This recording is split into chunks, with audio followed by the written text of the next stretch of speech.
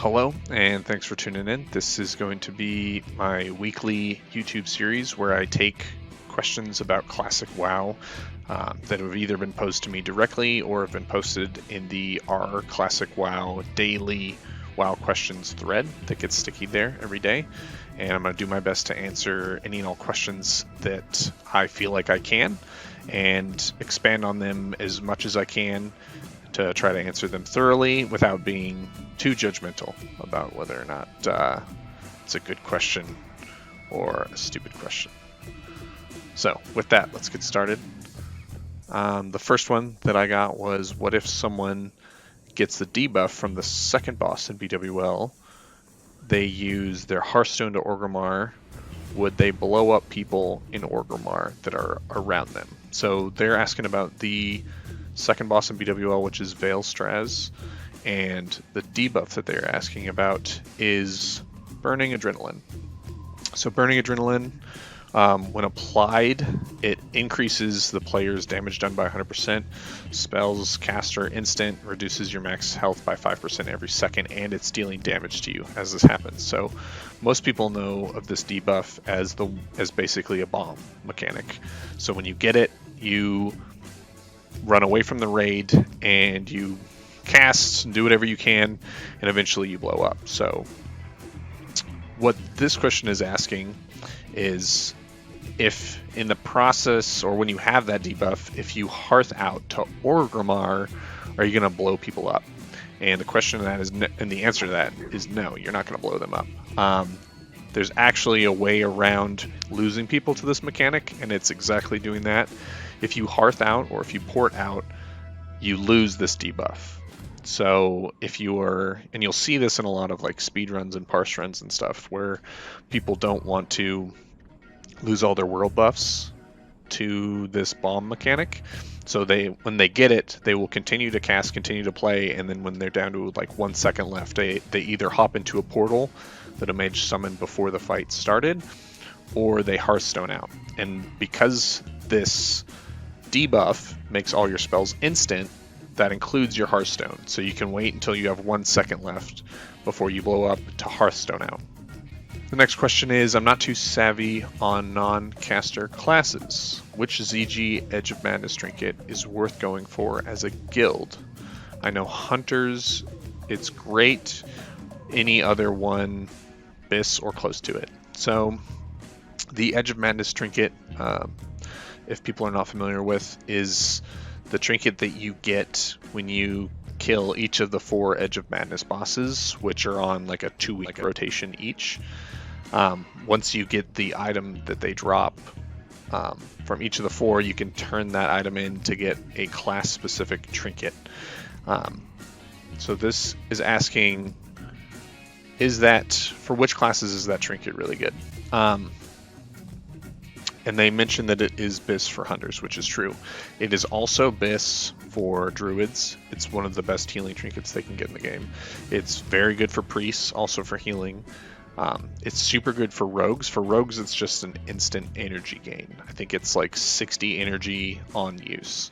So for shorter fights, it can be super good in PvE, and then it's also really good in PvP. For Warriors, it's like an instant rage gain, so it's not actually that good. You're better off using like a Barbaric Belt or the chest piece that comes from the class quest. For Warlocks, it increases your crit rate, I think. So for Warlocks, it's also pretty good. I'm trying to think. For Mages, it increases the crit chance of your arcane spells, so it's pretty situational.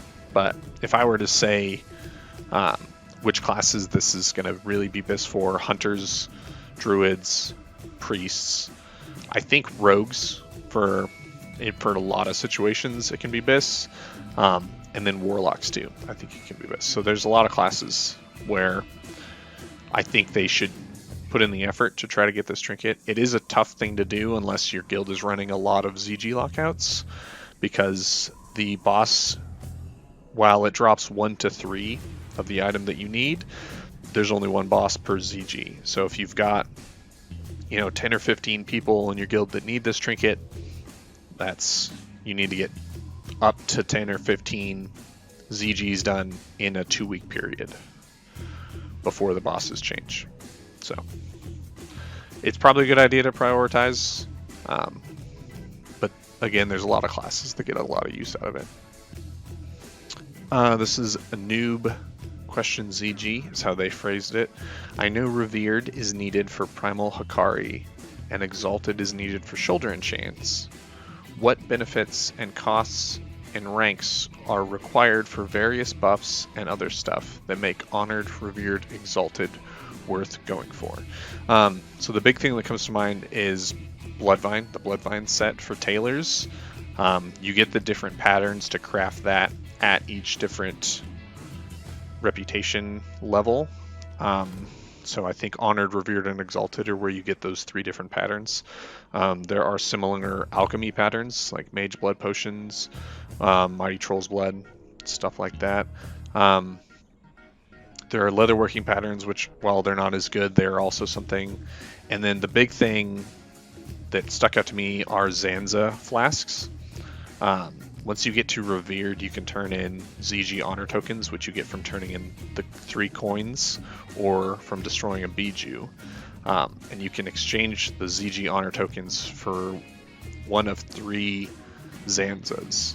And those Zanzas, one of them is a speed increase, so just your regulars, the speed of your character increased by about 20%.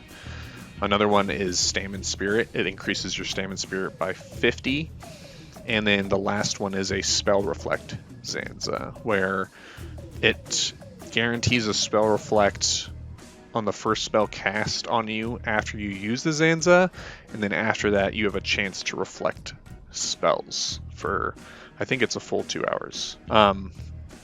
So those are big ones. Those are at Revered again. You can only have one of those active at a time, and they also are on the same, I guess, kind of buff table as Blasted Lands buffs. So if you want to use the Stamina Spirit Zanza, well, and try to use like a Blasted Lands Stam buff, they're not going to stack at all. And in fact, none of the Zanzas stack with any of the Blasted Lands buffs. So that's an important thing to know about that. Otherwise, yeah, there's going to be more stuff that comes out with ZG Rep later on. So Wizard Oil and Mana Oil, I think, are both ZG Reputation rewards. They just haven't been put in the game yet. So, and I think they are both either Revered or Revered and Exalted. So those will come out, I think, in the next patch of the game. This next question, why are Paladins much better for speedrunning than Shaman? That's kind of a loaded question. The short answer is that Paladins are a lot less mana intensive than Shamans. That and their buffs are more conducive to mana management in general. So Paladins, unlike Shamans, don't have to constantly recast their buffs. Shamans have to constantly be summoning new totems, which just drains their mana. And then Paladins are just a more mana efficient healing class in general. So Shaman use more mana typically when they're just doing raw healing. They also use more mana to constantly be summoning their totems. Paladins don't do that. Paladins also have a lot of different utility. Having Blessing of Salvation helps a lot with threat mechanics. So we have a lot less random DPS pulling threat, which then cuts down on the chances of something terrible going wrong in your speedrun. Paladins also have Blessing of Protection and Blessing of Freedom, both of which are going to help do some more complicated pulls for speedruns. Blessing of Protection has been used a lot in BWL speedruns for pulling the techie packs. So if you have someone run into the techie packs and Blessing of Protection, all of the mobs run and they stack on that person, and that allows for the raid to all queue up, whether it's dynamite grenades or just AoE spells. So that's super helpful. That is, you can kind of get around that on Horde with having Mage's Ice Block. But that requires your mages to not necessarily be the optimal spec. So there's a lot of little things that kind of add up that end up making paladins in general better for speedrunning. That unfortunately Wind Fury cannot surpass, at least at this point in the game. This next question, so I'm curious, the subs, so this was on the Classic WoW subreddit, the subs thought on these two ZG drops, just so I know if either of the parties were in the wrong or totally okay. So the first one is Fang of the Faceless, a guild hunter versus a non-guild rogue. So I think what they're asking here is just sort of loot priority on these things. I will just say I play a hunter. I'm trying not to be biased because of that, though. Fang of the Faceless is going to be BIS for hunters.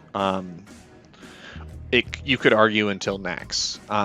We get a new stat stick in AQ40, but that stat stick only replaces one of our weapons. So either Fang of the Faceless or Warblade, we're still going to use all the way until next. So versus rogues, where I don't even think this is the best dagger or one of the two best daggers that you can get in the game right now. So I'm going to go hunter on that one. Zulian Tiger Cloak. It's a hit cloak with I think 16 agility. So tank versus hunter, basically. In this case, I think it should go to the tank 100%. I don't think that having this cloak with hit on it is going to change gearing options for hunter. At least as far as like hunters that are in the optimal gear that they can be in. It just doesn't open up anything really. It doesn't really improve a hunter's DPS or stats all that much. So that should definitely go to a tank over a hunter. And then they said 2 drops, but here's a third drop that they asked: Guild Healer rolling need on Zanzel's band for the int plus MP4. I believe the Zanzel bands are the caster DPS bands. I'm assuming the reasoning behind that is that there are better caster rings that caster DPS can get from other raids. So it kind of becomes a toss-up in terms of priority on that one. This next question: my guild has an issue on Onyxia lately. Sometimes in phase 1, 2 big drakes come from the corridor a few seconds after we pull. We cleared all the trash, but it still happens sometimes. Does anyone know why this happens?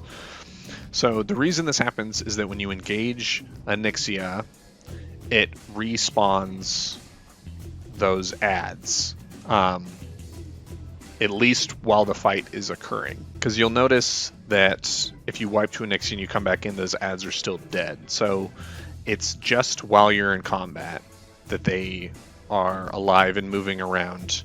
And the reason for it, I think, is to avoid trying to kite her out of the room, basically. But what's happening and why you're probably pulling the 2 drakes is, I would guess, totems. If you have Shaman casting totems on the trash on your way into Onyxia and not recasting them once you go to engage Onyxia, they might be far enough back into the tunnel that they are aggroing those 2 big drakes, and then they're running in and killing you guys. This next question: is there something like a Discord bot to manage PvP rankings and progress? Is there a system or bot where people can sign up for a bracket spot each week, and it shows their total ranking points and the honor cap for the bracket? Something that shows available bracket spots based on estimated pool size, etc., and people can sign up for it, and the higher ranking point players can have priority over others. And it forms a line of high ranking point players to lower being placed into their respective brackets. So, this is, I think what they're asking for is a Discord bot that does what a lot of PvP communities on different servers kind of set up manually. So my answer would be that you need to get involved with the PvP communities on your servers and figure out who is managing honor brackets, because they are probably taking care of this whole process manually, because trying to do it with just a bot is going to run into all kinds of different problems. So my recommendation, my answer to this is get involved with the ranking community on your server, figure out who's in charge of brackets, who's stacking the brackets, reach out to them and figure out how that's working, because there's a lot that goes into it, more so than just your total ranking points and the honor caps. This next one asks, as a priest healer, is nightfin soup the best food for the next patches as well, or will there be any other foods coming? So there's nightfin soup, and then there's the rum tum tuber soup. I think that's what it's called, the int soup. Those are the only two soups or foods for healers, as far as I know, that are going to matter for the rest of vanilla. So no new foods coming out. There will be mana oils that come out that you apply to your weapons, and there's mage blood potions that are out right now that are also mana regen, but no new foods. This next question, how do I teach my pet Growl? I just hit level 20 and trained the Growl skill from the pet trainer, but I can't find anywhere to actually put it on my boar's bar. What do I need to do? So there's a couple things here. One is your pet level 20, because you as a hunter can learn level 20 pet skills or any level pet skill, but your pet has to be that level in order to learn it. So that's number one. Number two, if you train and fill up your pet's bar with skills, you're not going to be able to train him any new skills. So in that case, I would go to the pet trainer and respec your pet and prioritize which skills you want to train your pet. This next one asks, so spend an hour making raid macros in the macro window, and I put them into a fresh bar from the bartender add-on, and suddenly I got DC'd and lost all the macros I made this past hour. Turns out it's a feature when changes are made to the client. Any advice on how to prevent this from happening? So when you create macros in-game, the only way to save them and make sure that this doesn't happen is to log out and possibly even exit your client after you've made the macro. Because when you DC, it doesn't save your macros, but when you log out and exit the game normally, it does. So that's why you lost your macros. That's how you prevent that. This next question asks, Shammy just hit 52, first horde ever, and was getting blown up by Ellie Shamans in BGs, so much so that I wanted to make my own. I love it so far, but was wondering what I should do now that I'm coming up on the end game. Is Ellie viable for raiding, or should I switch to Resto? I honestly can't remember if you Hordes were saying Ellie was a meme spec or not. So Elemental Shaman, while fantastic in PvP, is pretty lackluster in PvE. You just run out of mana super fast, and you end up not doing as much DPS as any of the conventional DPS classes. So my recommendation would be either find a guild that's okay with you raiding as Elemental, if that's what you want to do, or go Resto and however you want to or are able to go about gear yourself to be an Elemental Shaman so that you can go and blast people with your lightning bolts. I think those are your two options. But the big takeaway is Elemental Shamans are going to be a lot less sought after than Resto Shamans. Resto Shaman, if you know what you're doing, you're going to be able to get a spot in pretty much any raiding guild that you want. So that's probably the way to go. This next question asks, can pets help soak the poison bolts from Huhuran and AQ or other items like Peasant Collar, Grimoire, SM Dog Whistle? Or does it only hit players? Now this is something a lot of people are speculating about right now. I don't think anyone actually knows whether or not pets and other summons are going to soak on Huhuran. In patch 1.13, they changed it so that only players could soak. So that might be the case for where we are now, but it's just going to be kind of a wait and see thing.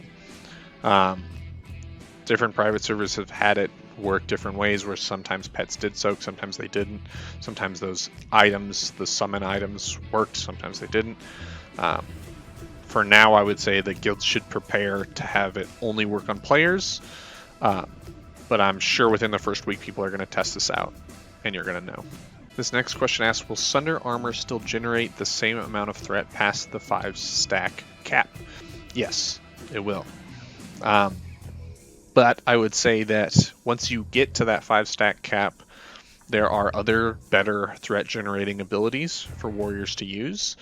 Once you get up to that 5-stack, queuing up Heroic Strike, making sure you're hitting every Revenge, and if you are Fury Prot, Bloodthirst, all generate more threat. And so once you get there, you're basically only refreshing the Sunder to keep the 5-stack debuff up. Alright, this next question says, I mailed some items to an alt and left those items in the mailbox for over 30 days, and now they have been sent back to my main. If I leave them in my main's mailbox for another 30 days, will they be sent back to my alt or deleted? They will be deleted. So when you mail something to a character, it sits in that mailbox for 30 days. If it doesn't get opened or taken out, it gets returned to the sender and sits in their mailbox for 30 days. At the end of that 30 days, it's deleted.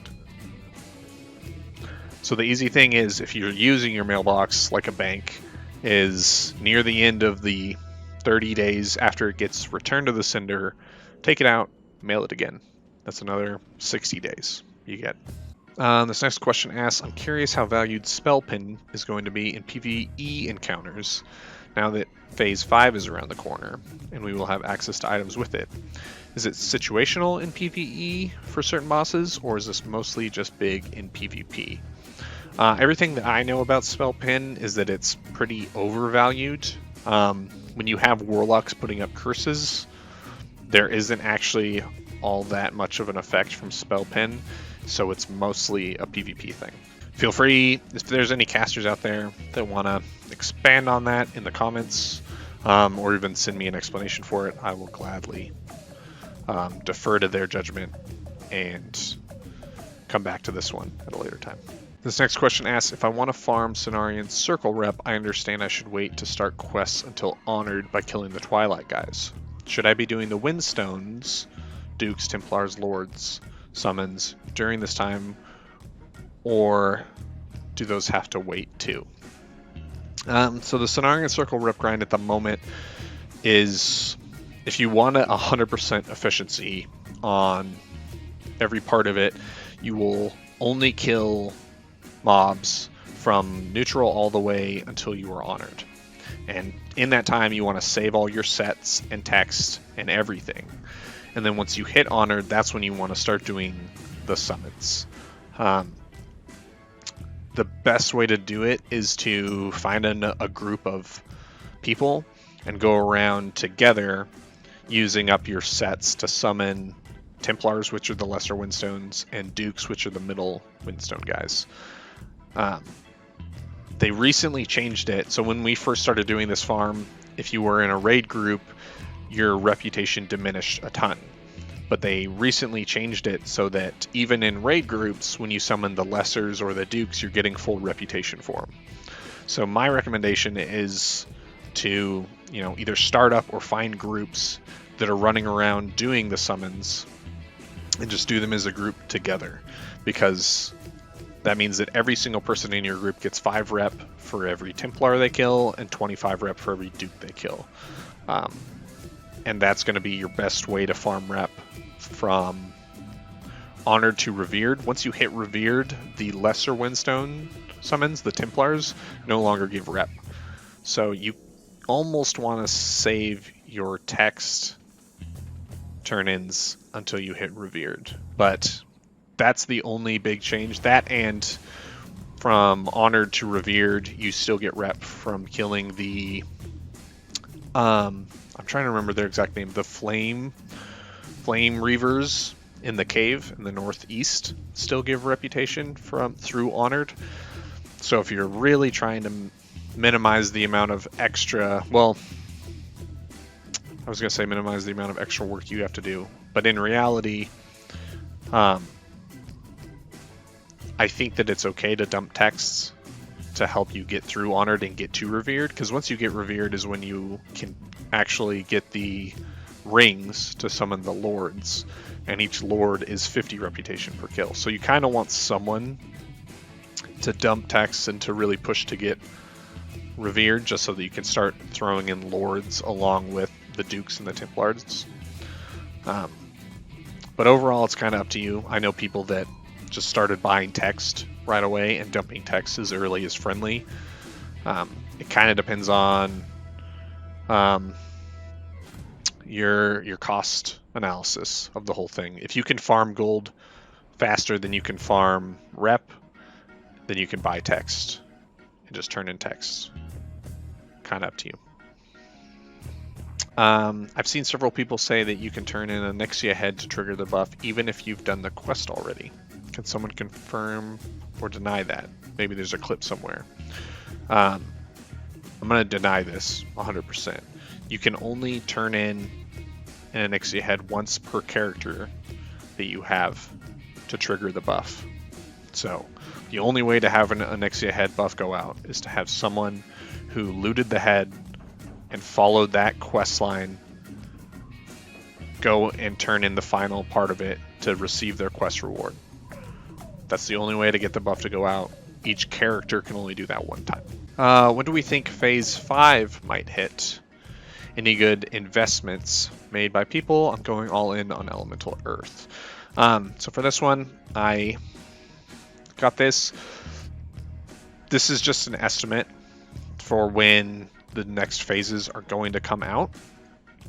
So basically what this is showing, it's showing up top here is the vanilla timeline of events, of things that happen, and down here is the classic timeline of events and things that happened. So if you kind of see how this is going, the release of Dire Maul kind of lined up in terms of like Dire Maul and Honor System. BWL then came out roughly around the same time frame from when Dire Maul was released to when BWL was released, and then ZG came out the same amount of time from BWL being released to when it was released. So using this and lining them up, people are thinking that AQ is going to come out August 6th. I personally think that it will come out sometime late July and early August, just based on the time frames, because between us starting and Anixia and MC being out and BWL coming out, that was roughly a 6-month period of time. So my thought process is between BWL and AQ, it's going to be another roughly 6-month period of time. And then again, kind of the same thing for AQ to Nex. In terms of what good investments you can make, the question just says, I'm going all in on Elemental Earth. Yeah, that's going to be a good investment for sure. There isn't much else that you can really go crazy with for AQ. If people are really going for nature resist, Bloodvine is going to be used in nature resist. Living Essence will be. Cured Rugged Hides will be. But those are things that a lot of people have stockpiled already. So Elemental Earth is going to be big. Maybe Grave Moss for Shadow Protection Potions. Just because they're useful on Cthulhu. But Elemental Earth is definitely going to be the big one. Does anyone have any tips for doing the ZF Graveyard solo at level 44, or should I even be doing it? At this point, I feel kind of duped, like I fell for some overhyped scam. So while I don't have an answer for this, I am going to point to someone who does. So I'm going to put this on the screen. Arleus is a streamer, and he's a a WoW YouTuber. He's got tons of content about mage farming. So he is someone that I would recommend you talk to about this. I have watched his stream where he has talked about the different level requirements to do the different farms. So I would either find him on YouTube and message him here, or go onto his Twitch or his Discord or his Twitter and reach out to him and ask him. He is a super great resource for all things mage, and he is very friendly. He's all about educating people. He's an all-around great member of the Classic WoW community, so ask him for sure. I had a question about hit cap on two-handed Fury Warriors. I am an orc, and someone told me that all two-handed weapons are hit capped at 6%, not just axes. Is this true? I could hypothetically rock a sword or mace with only 6% hit cap, so long as it's two-handed. This is incorrect. Two-handers have the same hit caps as your main hand. So if you are an orc that has axe specialization for your two-hander, yes, it is 6%, but if you're using a sword or a mace, it goes up to 9%. Loaded question, but what exactly is the Cenarian Circle? What items should I be collecting, and what mobs should I be killing to get easy rep with them? So I kind of talked about Cenarian Circle earlier. The big thing with Cenarian Circle and why people are farming the rep is that once the war effort starts, there are rewards that you get that are rep locked. The two big rewards, one of them is from being exalted with Cenarian Circle. It's an attack power trinket, which on use increases your attack power by 280 for 20 seconds. It's arguably the best physical DPS trinket you can get until like halfway through Nax. So that's a big one. The other is Rock Fury Bracers, which are cloth caster DPS bracers that are BIS for the rest of the game for warlocks and are super solid for mages. I think mages might upgrade them in Nax. But they may also end up wearing them for the rest of vanilla. So that's the big reason that people are farming Cenarian Circle rep. There are also, I think, out of AQ20, the priest weapon token drop that requires Exalted to be able to turn in and get your weapon is a healing mace that is better than BIS at the time, I believe. So that's a reason that priests are farming the reputation. But that's a big reason why people are farming. What should you be collecting and what mobs should you be killing to get easy rep? Again, from neutral all the way up to honored, you just want to kill everything from the Twilight camps that you can. Save up your text and your sets. Once you hit honored, start doing the summons in groups if at all possible. You can start turning text in at honored, or you can wait until revered, and that's when you can really start dumping text, because at revered is when it slows down the most and you only get rep from killing dukes and lords. So that's how you should go about. That's why it's important. That's kind of a short and easy how to go about doing it. This next question. Hi, I'm new to WoW Classic and I'm leveling a Troll Priest. I'm level 6 and I read I need to get a wand ASAP. I ran to Orgrimmar to learn wand spec, but the trainer at Org only let me learn stabs and daggers, not wand. Where can I learn wand spec as a Troll Priest? So casters all start with wand specs. The way you get a wand is through enchanting. So I think a lot of casters, they get enchanting early on so that they can craft their own wands, or if you have the money, you can buy wands either from a vendor or off the auction house. This next question says, just wondering, does AQ20 rely on banging the gong like AQ40 does?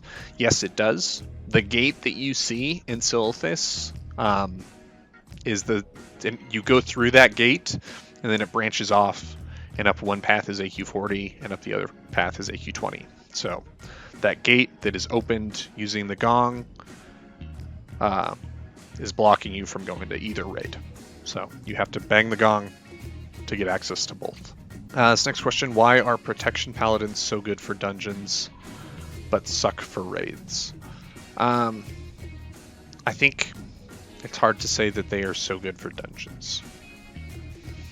They're okay at dungeons. They have pretty good AoE threat, but I think it might be easier to get away tanking as a paladin in dungeons as opposed to raids, because you don't face as many situations where not having a taunt comes into play. That's a big one for paladins. They have no taunt mechanic, so if anyone pulls aggro from them in a dungeon, it's not as big of a deal, because most players can tank a few hits until the paladin is able to actually generate threat. In a raid, not so much.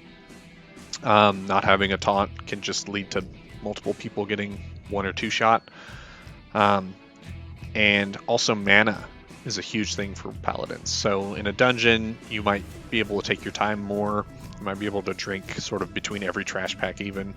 In a lot of raid situations, you're trying to keep the raid moving, and if your tank has to constantly stop to drink, it's going to slow things down, not just because of the time they're drinking, but also the loss in rage. Like your warriors are going to lose rage between each pack, which means their DPS suffers. Your rogues are going to lose their slice and dice uptime. It's just going to slow everything down. So not having a taunt, having to deal with mana and managing that are 2 huge reasons why you don't see paladins tanking raids. That, and they just don't really have gear once they get farther on, because none of their tier gear is really optimized for tanking. Anyway, I can track to who I sent mails, or if I can get back the COD item before the person pays. Unfortunately, no. That's one of the reasons why when you send mail to people that you're not on your friends list or not in your guild, that it asks you to verify that's who you want to send the mail to, because there's no way to track it and there's no way to get it back. This next one asks, anyone know why level 60 gnome mages find it fun to teabag a level 34 for no honor gain?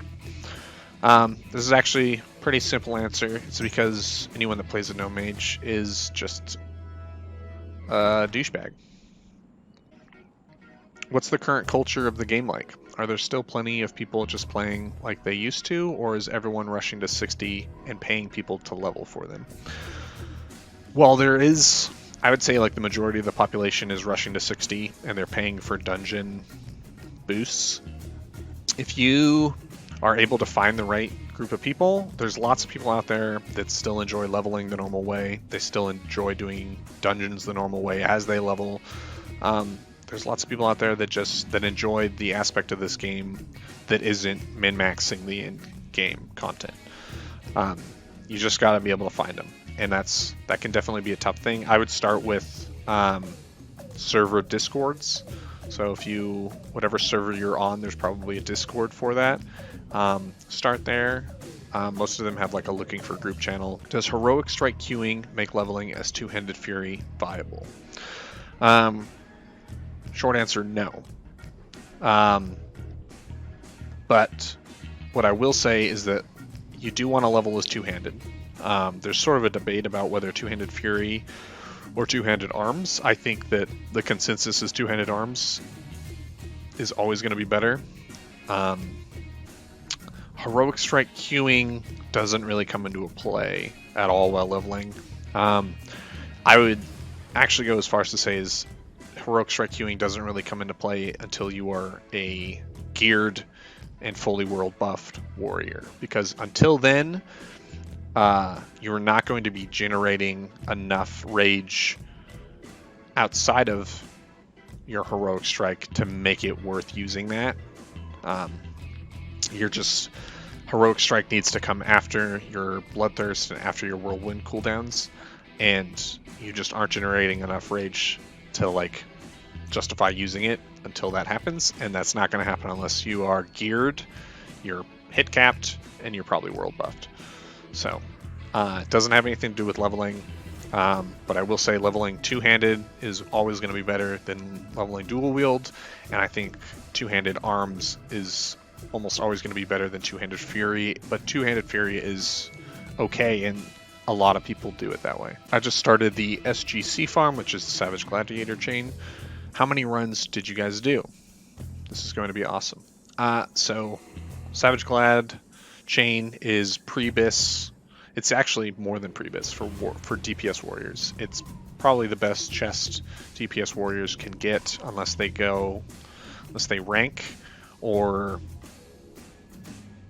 that might actually be the only situation where they wouldn't wear Savage Glad chain. So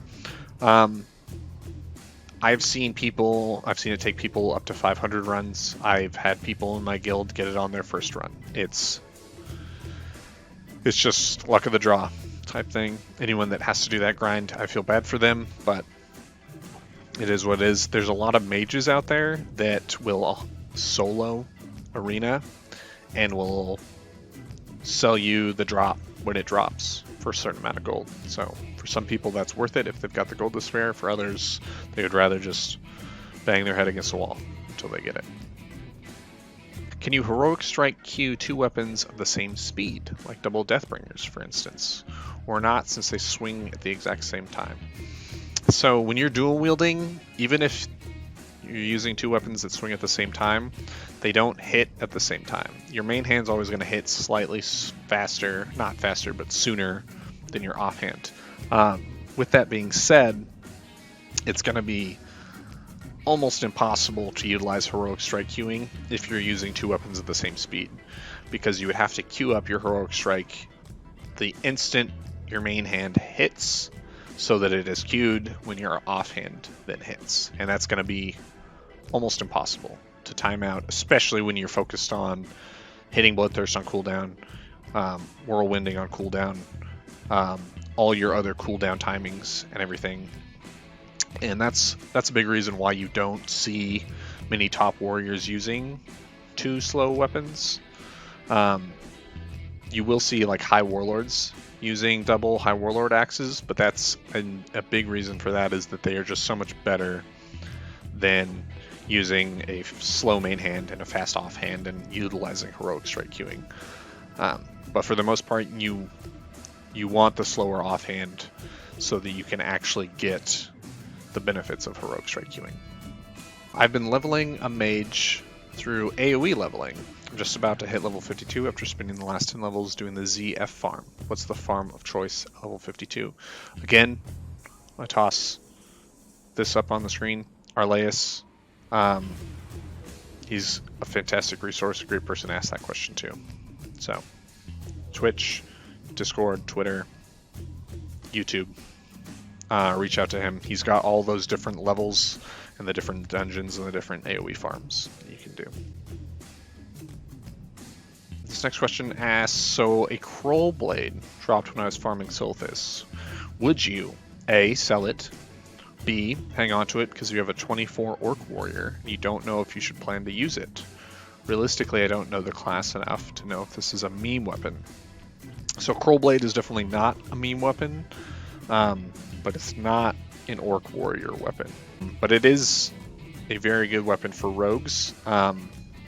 The price has kind of dropped because there's so many other weapons available, but for the most part, you can sell this to rogues for a chunk of gold, probably from between like 150 and 200 gold. But yeah, I would not hang on to it for an Orc Warrior. I think Frostbite from AV Rep is better. This next question says, I recently hit level 60 and have been gearing my character a little bit. Got Robe of the Archmage, the Onyxa helmet, and a ton of pre-bis dungeons. My next goal is working towards my level 60 mount. I'm not sure what is the best option as a mage. I don't like super grindy stuff like farming essence is hours on end for gold. Can anyone recommend any farms content I could do? Again, Arleus, I'll throw this up quickly. Check out this guy. He's got videos. All different kinds of way to farm gold. Check him out. This next question, how does Brilliant Wizard Oil stack in your bag? Can you make stacks of 20 or 10? And how are the charges displayed? Like a 5, so you can't stack them and each take up on one bag slot. So the way those oils work is that when you create it, it is a single item that has 5 charges on it. Those single items do not stack, and you can't combine 2 of them that have less charges. So if you have a wizard oil with 2 charges and another wizard oil with 3 charges, you cannot combine them to make one with 5 charges. They do not stack no matter how many charges are left. It's super annoying. One thing I will warn people, especially because like I know this is going to happen when they come out, if you're going to buy them off the AH, people will price a single wizard oil with 5 charges at the same as a single wizard oil with 1 charge. So make sure when you're buying them, you're buying the ones with the appropriate number of charges left. This next question, what are good weapon options for warriors dual wielding? Currently I've got Quell Sarar and Frostbite. Apparently weapons don't drop from my guild. I'm outputting about 415 DPS right now, but need that to go up, so threat gen can go up. So I think this is a tank. DPS is currently having to hold back, and it's really hurting our clears. So one weapon. So this question is about what weapons for a dual wielding warrior tank. I'd want to know what race you are. I assume because of the frostbite that you're an orc. But I would say make sure you're hit capped. If you are a human not using swords or an orc not using axes, you need 9% hit, or you need edge masters, or you need to be using the weapons that you have extra weapon skill in. The next, after that, it's not so much about DPS as it is just optimizing your threat. So there's a lot of differences between DPS and threat generation, especially as the tank. So things like Revenge doesn't do like any damage but generates a lot of threat. Same thing with like Sunder. Sunder doesn't generate damage but generates threat. But so considering that, knowing that DPS isn't the whole thing, making sure you are hit capped, making sure you're using the appropriate weapons based on whether or not you have racial weapon skill. And then for weapons themselves, like honestly, I think one of the best things that you could do is try to get H-Core leather gloves out of Molten Core and get some daggers. That's probably going to actually be the best thing you can do as a dual wielding Fury tank. Just because like Kelsarar has a decent attack speed, like it's low enough that you can still be spamming heroic strikes and be getting the extra threat from heroic strike. Frostbite, I assume that's being used in the offhand, but even offhand or main hand, it's not a great tanking weapon because it's so slow. You're just not generating threat fast enough. You're not getting enough heroic strikes out fast enough for it to really be a good tanking weapon. So as an orc, honestly, if you had the pick of your weapons, Doom's Edge or Krolsharok would be better main hands than either of those. If you end up getting H-Core leather gloves, you could go Perditions and Dragon Fang. If you end up with like a Thunder Fury, or even want to stick with Kelsarar, I would suggest getting your Edge Masters for the sword skill, and getting a Maladath at some point. Is there a map that shows where you can receive War Chief's Blessing in the Barrens? You have to be inside the Crossroads. The one thing that people don't really know about this is that if you are inside the Crossroads, you have like 15 seconds from when someone turns in Rin's head to the buff going out. You compare this to the 6 seconds you have in Org, and it's a lot easier if you were scouting it on an alt and needing to log over and switch your characters. That presents different problems in terms of like how do you get to the Crossroads without losing too much buff time? How do you get out of there without losing too much buff time? But I'll let people figure that out. Just use that tidbit of information however you want. This next question is, Warriors, how do you heroic strike properly? Swing timer? I think this is asking about heroic strike queuing. And from what I know from what I have seen from top warriors that stream and stuff, is that very few of them are actually trying to time their heroic strike queue optimally. Most of them are just queuing it up when they know they have the rage to use on it, and they are gaining the benefits of having it queued just as best that they can. So I don't think that anyone has the bandwidth during a raid to properly queue up heroic strikes at the optimal time, because there's so much else going on, so many other things you're trying to track as a warrior. But you can get a weapon swing timer. There's actually an add-on called weapon swing timer, so if you want to try to do that and practice it, I'd get that add-on, and you can have it track your main hand and your offhand, and you can queue up after your main hand hits before your offhand hits. This next question asks, is the quest for Rock Fury Bracers in the game yet? I assume it is, but since the herb bag and other things aren't in game, I'm not so sure. So the quest for Rock Fury Bracers is not in the game yet. It will come out with the war effort. So not in the game yet, though you can farm Cenarian Circle Rep, as I've talked about before. This next question is, does popping the Diamond Flask trinket when ZG buff drops give an increased stat bonus for the duration of the ZG buff? I keep hearing people talk about popping ZG buff, taking potions, and proccing Crusader. I'm not quite sure what this question is asking. I think what it's asking is that, do you get more strength from Diamond Flask if you have ZG buff than if you don't have ZG buff? And the answer is no. Anything that adds like Crusader or anything that adds stats after you have ZG buff is still going to add the same amount of stats. ZG buff only takes into account your base stats and the stats increases you receive from gear. So it's static stat increases, not procced stat increases, or like from elixirs or things like that, is my understanding. This next question asks, as a fresh 60 hunter that hasn't really ever played the class before, I've learned quite a few things since hitting 60. I've learned about getting Trank shot and using that on certain boss fights. I've learned about the tactic of kiting Drac in the Beast Room and Ubers, and I've learned about tribute runs. So my question is, are there any more hunter-specific tactics or roles like these that I will need to know about as I progress further into in-game content? Yes.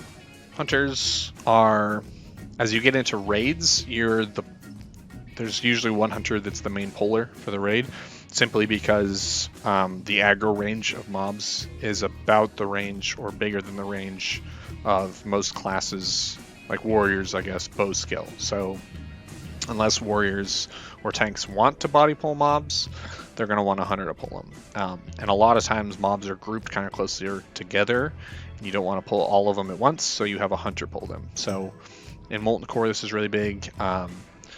In BWL, you end up pulling mobs while you're going through the suppression room. In AQ40, you do a lot of pet pulling. In Nax, you do a lot of pet pulling. So hunters are kind of there. You kind of get to dictate the pace that the raid moves. You're kind of the eyes of what's happening in front of the raid. And you're communicating, hopefully you're communicating what's coming up next. And you are working with the tanks. Because oftentimes when you pull something, the tank is in there, doesn't know what you're doing, you're going to die. And that's no fun. So that's a big thing that hunters do as you continue into in-game content. This next question asks, does anyone know if you use the Hearthstone trick on Veil to avoid dying and losing world buffs, are you still eligible for loot after you are summoned back? The answer is no. Because if you're not there when Veil dies, you're not eligible. So the only way to get around this is either stay there and die, or kill Veil before you get ported. And either have it looted to you before you get ported, or have it looted to you after you get back. But if you Hearthstone or port out before Veil dies, you're not eligible for that loot. Any advice from Melee on Ragnaros? We use the stay-in strat, and somehow I always end up getting aggro and dying. I think it's due to the threat reset mechanic. How do you guys ensure you don't pull threat immediately? It sounds like that is what's happening. Reg resets threat a lot throughout that fight, which only affects melee. And your tanks are probably wearing fire resist gear, so they're probably generating threat at a much lower rate than they normally do. So watch your threat meter on this, because your threat meter should realistically be tracking the resets. And listen to your tanks. If your tank says, hopefully your tank is speaking up and letting you know, hey, I've got good threat. Hey, I got parried, I don't have good threat. I got dodged, I don't have good threat. And if they're not communicating that, like, maybe have a conversation with them and ask them to do so, because that's very important on Ragnaros, and it's important on any fight that has a threat drop mechanic. This next question asks, I am thinking of dropping tailoring for alchemy. Will I still be able to wear my True Faith vestment if tailoring is dropped? Yes, you will. True Faith vestment and I believe it's Robes of the Void, they are BOP, bind on pickup, so you have to have tailoring so that you can get to 300 tailoring or however high tailoring to make the item, so that you can then pick it up and have it bind to you. But after that happens, you can drop tailoring and you can still unequip and re-equip the item because it's bound to you. This next question asks, should Claw of Chromagus be caster or healer prio? That's going to depend on your guild, but I will say that the Claw is really good for both classes. It's kind of an in-between weapon for caster DPS. Like, I think there's caster DPS that would rather have it than Mage Blade, but obviously they would rather have Staff of Shadow Flame than Claw. With healers, it's kind of, I think it's only Shaman and Paladin that can use it. And for them, it's good, but it's not as good as Locomir. So it's kind of like a second tier item for both classes, which makes me think both of them should have prio, but it should also be understood that it's not BIS for either class or role. This next one asks, what's a good auto shot add-on? I looked for yet another Hunter timer and only saw it on GitHub and not Curse, so I was hesitant to download. I think you can find that on Twitch downloads, but if not, Weapon Swing Timer has a Hunter timer that you can turn on and use. That's what I use. It works fine. Do cloth wearers require nature resist for AQ? Maybe. Kind of depends on your guild. For Huhuran, it shouldn't, because you should have enough melee to soak. But for Visitus, it's probably beneficial for every single person in your raid to have some nature resist. So, kind of depends, but in all reality, for that one boss, yeah, even cloth wearers should have nature resist. Can anyone confirm if the new Edge of Madness has started yet? Okay, so I did a quick Google and found this, which is edgeofmadnesscalendar.com, and it tells you which boss is currently up for Edge of Madness. The Edge of Madness boss resets every 2 weeks. So like right now we have Renataki.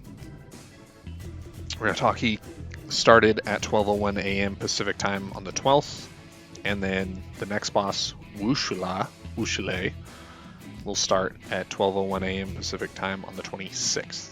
So there's a 2-week window for each boss. They reset at midnight going into Tuesday every 2 weeks. Another great website that I'm going to pitch is Classic Raid Calendar, which just has a ton of stuff on it. So I'll just deselect stuff. Classic, it's just raidcalendar.com. You select what region you're in, and it tells you, and you can select which things you want to track. Molten Core and BWL, obviously they are on the same reset day. Onyxia is on a different reset day, so it tells you. ZG is on a different reset day, so you can look at ZGs. Edge of Madness, EOM, so this is the question that was just asked, and it tells you which boss and when it resets. This also has Battleground Weekends, and it shows DMF. So this is another great resource. Next question is, did they remove solo tribute runs for hunters? For some reason, whenever I hit Show Rush Gordok, I am pulling aggro on both. Recently, as of last week, this wasn't the case. Am I doing something wrong, or did they remove this exploit? So chances are what's happening is that you are wearing 5-piece of either tier 1 or tier 2, which is putting a buff on your pet. It buffs your pet's stam and its resistances. And for whatever reason, when you have this active, when you aggro one of the 2 of the bosses, it aggroes both of them. So if that's the case, there's a way to pull him, which pull the 2 of them while you're wearing 5-piece or more, where you don't have this happen. You can kind of look that up. I don't have a good resource for that, because what I do is I just wear 4 pieces max of either of my tier sets so that I avoid this. This next question asks, is there a level restriction on PvP ranks? Like, could a 19 twink theoretically become High Warlord? The answer is no. At least no, your 19 twink could not theoretically become High Warlord, because there is a level restriction on PvP ranks. So rank 3 is the max rank you can get if you were under level 33. Once you get up to level 38, you can get rank 5. Level 41, you can get rank 6, 44 7, 46 8, and so on, and so forth. So you can, the big ones to know is if you want to get rank 14, you can do that at level 59. But the highest you can go at like 58 is 13. And it's, you can look this stuff up, but the answer is there are level restrictions on PvP ranks. I'm not using fire resistance gear right now as a mage. Is there a boss in AQ or Nax that deals fire damage, or can I vendor my fire resist gear? I would say don't vendor your fire resist gear. Keep it and use it on Fire Maw every week so that you can stay in and get awesome DPS parses. This question asks, as a human, how do the Hikari Warblades set stack up? One of the warriors in my guild is going for them, as they have no dual wield weapons at the moment. The explanation given is that you lower the glancing blows penalty to 0 at +10 skill, but I always hear that +5 is all you need. Can someone explain to me if the Warblades are a valid choice for a human? So I want to say the Warblade combo is probably good for tanking, but not for DPS, because the main hand is just way too fast. 2, I will say the main hand should go to Hunters first, because it's our best stat stick, potentially until Nax, and the offhand should go to Rogues, because it's one of the best offhands that a Rogue can get, potentially until AQ 40, versus Warriors, which can get other weapons that are better than those weapons. And you are kind of correct. Having +10 weapon skill is not actually that much better than having +5. The benefits you get from weapon skill get exponentially less as you get more weapon skill. So the difference between like 5 weapon skill and 6 weapon skill is very small, and then 6 to 7 is even smaller. But like the difference between like 5 and 4 is pretty big. So getting that 5 weapon skill, big deal. But if you're a human and you already have sword skill, they're not the swords for you. Going from 5 to 10 is not a big deal. Unless you are a tank. And even then I would say, I think there's better swords you could tank with as a human. But if you're a race that does not have any passive weapon skill, and you are tanking, and dual wield tanking, these swords are actually probably pretty solid. So hopefully that answers that question. That kind of does it for me for this first week of questions. There was a ton of these. I didn't realize it was going to take this long.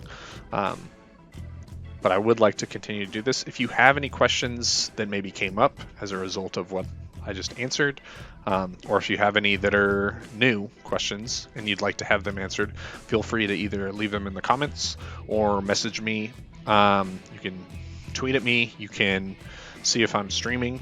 Come and ask me in real time, and I'll try to have a conversation with you and answer whatever questions you have in real time. I'll put links to both those things in the description. So until then, thanks for watching, and keep playing the game, keep having fun, keep trying to learn more. That's what this is about. So thanks.